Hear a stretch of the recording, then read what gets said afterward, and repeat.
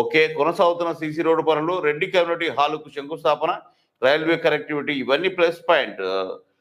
Mile stone పడడం, railway connectivity కూడా mile stone పడడం ప్లస్ పాయింట్. అయితే మైనస్ పాయింట్ ఏముందో చూసుకుందాం ఒకసారి. మధ్యస్థంగా జనానికి అందుబాటు అంటే అప్పుడప్పుడు వచ్చిపోతాడు. మధ్య తర్వాత అంతా కింది స్థాయి కేడర్ చూసుకుంటది. రాష్ట్ర స్థాయి అంశాలపైనే ఎక్కువ ఫోకస్. ఓకే. మామ కింద ట్రబుల్ షూటర్ కాబట్టి రాష్ట్ర స్థాయిగా ఎక్కువ మంత్రిగా ఉన్నాడు కాబట్టి చూసుకోవాల్సిందిగా. పార్టీలో ఇంటర్నల్ పాలిటిక్స్ తో సవాలు, బలమైన నేతగా పార్టీలో స్కోప్ పెరగకపోవడం. ఈయన కింద శిష్యులు ముఖ్యమంత్రి అయిన కానీ ఈయన కాలేకపోయాడు పాపం.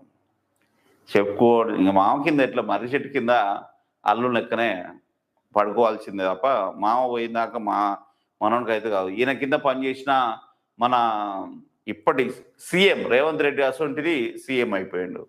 ఈయన మాత్రం మామ అడుగు జాడల్లో, మామ నీడిలో షాడో మంత్రిగా, షాడో అన్ని ట్రబుల్ షూటర్గా అన్ని చేసుకుంటూ వస్తున్నాడు. ఎందుకంటే మామ పెట్టిన భిక్ష కాబట్టి. సో ఇది మన హరీష్ రావు సంబంధించి ఇంకో రెండు ఉన్నాయి. కేటీఆర్ కవిత వర్గాలతో అభివృద్ధి ఆధిపత్య సవాళ్ళు. వాళ్ళిద్దరితోటి పోటీ పడవలసి వస్తుంది.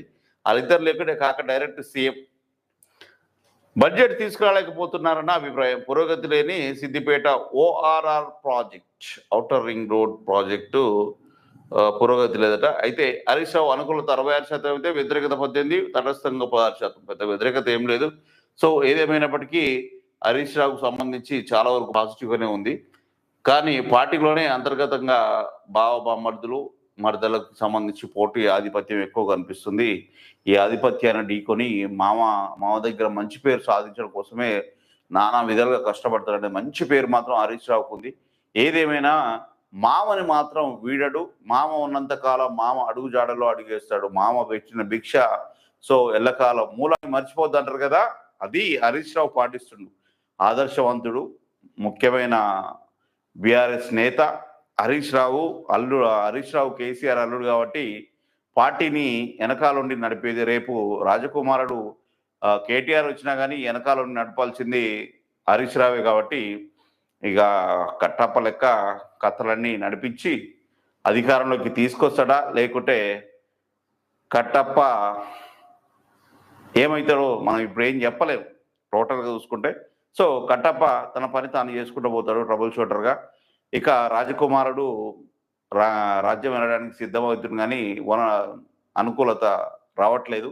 ఆ అట్మాస్ఫియర్ రావాలంటే అహంకారం పోవాలి. సో అవన్నీ పక్కన పెడితే ఆయన గురించి మాట్లాడాల్సిన అవసరం లేదు. ఇప్పుడు కేటీఆర్ గురించి, ముఖ్యంగా హరీష్ రావు, కూరనేని సాంబశివరావు గురించే మాట్లాడారు కాబట్టి సో ఇప్పుడు వీళ్ళకు సంబంధించిన plus point, minus point and అనుకూలత, వ్యతిరేకత, తటస్థ ఎలా ఉందో అన్ని చూసినాం. సో కూరనేని సాంబశివరావు అక్కడ టికెట్ సిపిఐ సంబంధించి ఆ విధంగా వచ్చి విజయం సాధిస్తే, హరీష్ రావు గత 6 సార్లు తను మామ కనసానంలో డెవలప్ అయిన నాయకుడు. సో ఆయన డెవలప్మెంట్ మొత్తం మామ కనసానంలో నడిచింది, ఇప్పటికి కూడా నడుస్తుంది, ఎప్పటికి కూడా మామ ఉన్నంత కాలం. హరీష్ రావే ట్రబుల్ షూటర్ ఇన్ బీఆర్ఎస్ అని చెప్పుకుంటే నెంబర్ 1గా హరీష్ రావే కనిపిస్తాడు. సో ఆధిపత్య పోరు అనేది ప్రతి పార్టీలో అంతర్గత గొడవలు అనేది కామన్గా ప్రతి పార్టీలో కనిపిస్తుంది, ఈ పార్టీలో కూడా ఉంటుంది. సో ఇక్కడ ఏంటంటే కుటుంబం సంబంధించి ఉంది కాబట్టి కుటుంబ ఆధిపత్యాలకు సంబంధించి వారసులకు పెత్తనం ఉంటుంది కాబట్టి వారసుల తర్వాతకే అల్లుడు ఫస్ట్ అయితే కాలేడు కదా.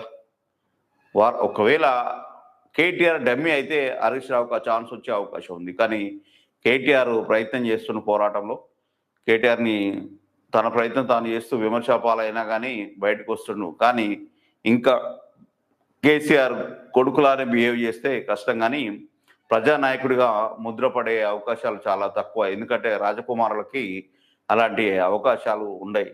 సో కింది నుంచి పైకి వచ్చిన వ్యక్తులకు మాత్రమే ఉంటాయి కాబట్టి అలాంటి లక్షణాలు మేబీ కేటీఆర్కి అది పోవాలంటే చాలా కష్టం. హరీష్ రావుకి ఇన్బిల్ట్గా ఉంది, కానీ ఆయన కూడా కేసీఆర్కి సంబంధించి కేసీఆర్ కుటుంబానికి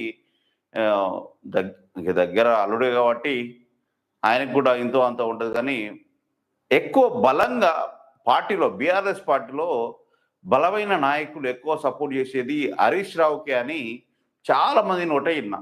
కేటీఆర్ కన్నా హరీష్ రావుకే ఎక్కువ బలం ఉంటుంది. మిగతా నేతలందరూ హరీష్ రావుకే ఎక్కువ ఇంపార్టెన్స్ ఇస్తారు. హరీష్ రావు మాటని జవదాటరు.